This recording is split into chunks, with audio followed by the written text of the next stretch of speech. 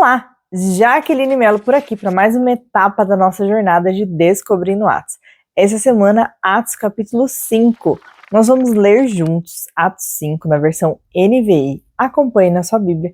Nós vamos conversar um pouquinho sobre ela para que você possa entender mais a palavra de Deus e depois meditar nela.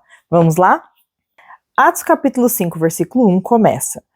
Um homem chamado Ananias com Safira, sua mulher, também vendeu sua propriedade. Nós acabamos Atos 4 contando que Barnabé havia vendido a sua propriedade por vontade própria e deu todo o dinheiro para que a igreja pudesse usar ali para cuidar dos necessitados. Ananias e Safira tiveram uma ideia parecida. Versículo 2 diz, ele reteve parte do dinheiro para si, e sabendo disso, também sua mulher, e o restante levou e colocou aos pés dos apóstolos. O terreno era deles, eles podiam fazer o que eles quisessem, eles escolheram vender, escolheram guardar um tanto de dinheiro para eles, que tudo bem, entregar o quanto eles quisessem. A questão aqui é que eles quiseram dizer que entregaram tudo, tá? Então eles começaram ali o discurso mentindo. Por quê? Porque quando eles levavam tudo, as pessoas viam aquilo, né? Então era visível. Imagina a gente hoje chegando com uma maleta de dinheiro porque vendeu um terreno, né? Versículo 3 diz, então perguntou Pedro, Ananias, como você permitiu que Satanás enchesse o seu coração, a ponto de você mentir ao Espírito Santo e guardar para você uma parte do dinheiro que recebeu pela propriedade? Ela não pertencia a você? E depois de vendida, o dinheiro não estava em seu poder? O que levou a pensar em fazer tal coisa? Você não mentiu aos homens, mas sim a Deus. Ouvindo isso, Ananias caiu morto. Grande temor apoderou-se de todos. Não era para menos, né? Ananias caiu morto. Então, um grande temor apoderou-se de todos os que ouviram o que tinha acontecido. Então os moços vieram e envolveram seu corpo. Levaram-no para fora e o sepultaram. Cerca de 3 horas mais tarde, entrou a sua mulher, sem saber o que havia acontecido. Pedro lhe perguntou, diga-me, foi este o preço que vocês conseguiram pela propriedade? Ali ela talvez poderia explicar, não, a gente guardou um pouco para as nossas despesas. E tudo bem. Mas ela não corrigiu, ela não se consertou, né? Ela respondeu, sim, foi esse mesmo. Pedro lhe disse, porque vocês entraram em acordo para tentar o Espírito do Senhor. Veja, estão à porta os pés dos que sepultaram seu marido, e eles a levarão também. Naquele mesmo instante, ela caiu morta aos pés dele. Então os moços entraram e a encontraram morta, levaram-na e a sepultaram ao lado do seu marido. E grande temor apoderou-se de toda a igreja e de todos que ouviram falar desses acontecimentos. A gente vê que a história da igreja do começo é linda, a gente vê as pessoas compartilhando as coisas, mas aqui a gente encontra a primeira grande falha. Onde tem gente, vai ter falha, vai ter problema, vai ter gente querendo se aproveitar. E aí que a gente viu Ananias e Safira. Então aqueles ao redor ficaram com medo. O evangelho, ser cristão, não era uma brincadeira, era algo sério. Versículo 2 diz, 12. Os apóstolos realizavam muitos sinais e maravilhas no meio do povo, ou seja, o trabalho continuava.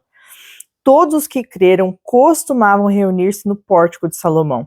Dos demais, ninguém ousava se juntar a eles, embora o povo os estivesse em alto conceito.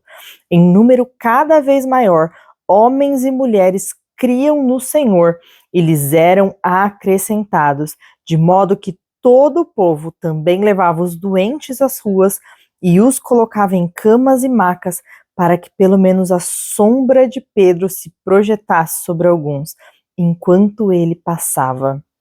Afluíam também multidões das cidades próximas a Jerusalém, trazendo seus doentes e os que eram atormentados por espíritos imundos, e todos eram curados. As pessoas viam os milagres, elas queriam ser curadas, muitos se convertiam, mas muitos tinham medo, eles não queriam se envolver com algo que era sério. Então o sumo sacerdote e todos os seus companheiros, membros do partido dos saduceus, ficaram cheios de inveja. Muitas curas, as pessoas estavam indo para Jerusalém para ver os apóstolos, então houve ali inveja, porque esses sacerdotes aqui queriam poder. E eles estavam vendo homens simples trazendo curas, multidões, pessoas se juntando a eles. O medo era: vamos perder o nosso poder, né? Por isso mandaram prender os apóstolos, colocando numa prisão pública. Mas durante a noite, um anjo do Senhor abriu as portas do cárcere, levou-os para fora e disse: dirija-se ao templo e relatem ao povo toda a mensagem desta vida. Libertou-os, mas não para que eles fugissem, para que eles fossem no meio do povo e continuassem a pregar. Ao amanhecer, eles entraram no pátio do templo, como haviam sido instruídos, e começaram a ensinar o povo. Quando chegaram, o sumo sacerdote e os seus companheiros convocaram o sinédrio, toda a assembleia dos líderes religiosos de Israel, e mandaram buscar os apóstolos na prisão. Todavia, ao chegarem na prisão, os guardas não o encontraram ali. Então voltaram e relataram: encontramos a prisão trancada, com toda a segurança, com os guardas diante das portas, mas quando as abrimos não havia ninguém lá. Diante deste relato, o capitão da guarda do templo e os chefes dos sacerdotes ficaram perplexos, imaginando o que teria acontecido. Neste momento chegou alguém e disse: os homens que os senhores puseram na prisão estão no pátio do templo ensinando o povo. Então, indo para lá com os guardas, o capitão trouxe os apóstolos, mas sem usar força, pois temiam que o povo os apedrejasse. Tendo levado os apóstolos, apresentaram-nos ao sinédrio para serem interrogados pelo sumo sacerdote, que lhes disse: demos ordens expressas a vocês para que não ensinassem neste nome. Todavia vocês encheram Jerusalém com a sua doutrina e nos querem tornar culpados do sangue deste homem. Pedro e os outros apóstolos responderam: é preciso obedecer antes a Deus do que aos homens. O Deus dos nossos antepassados ressuscitou Jesus, a quem os senhores mataram, suspendendo-o num madeiro. Deus o exaltou, elevando-o à sua direita como príncipe e salvador, para dar a Israel arrependimento e perdão de pecados.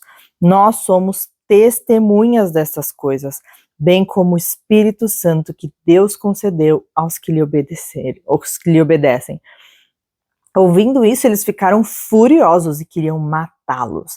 Mas um fariseu, chamado Gamaliel, mestre da lei, respeitado por todo o povo, levantou-se no sinédrio e pediu que os homens fossem retirados por um momento. Então, sai daqui, deixa a gente aqui para a gente conversar aqui na sala um pouco, né? Então lhes disse: israelitas, considerem cuidadosamente o que pretendem fazer estes homens. Há algum tempo apareceu Teudas reivindicando ser alguém, e cerca de 400 homens se juntaram a ele. Ele foi morto, e todos os seus seguidores se dispersaram e acabaram em nada. Então ele está contando: a gente já teve movimentos de pessoas que se disseram ser importantes, juntaram um grupo de pessoas e não deu em nada, né? Vocês mataram Jesus e isso ainda não aquietou, mas deixa quieto, se não for de Deus, isso vai acabar, né? Depois dele, nos dias do recenseamento, apareceu Judas o Galileu, que liderou um grupo em rebelião. Ele também foi morto e todos os seus seguidores foram dispersos. Portanto, neste caso, eu os aconselho: deixe esses homens em paz e soltem-nos. Se o propósito ou a atividade deles for de origem humana, fracassará. Se proceder de Deus, vocês não serão capazes de impedi-los, pois se acharão lutando contra Deus.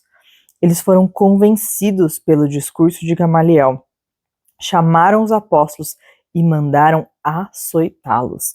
Depois ordenaram-lhes que não falassem em nome de Jesus e os deixaram sair em liberdade. E os apóstolos saíram do sinédrio alegres por terem sido considerados dignos de serem humilhados por causa do nome.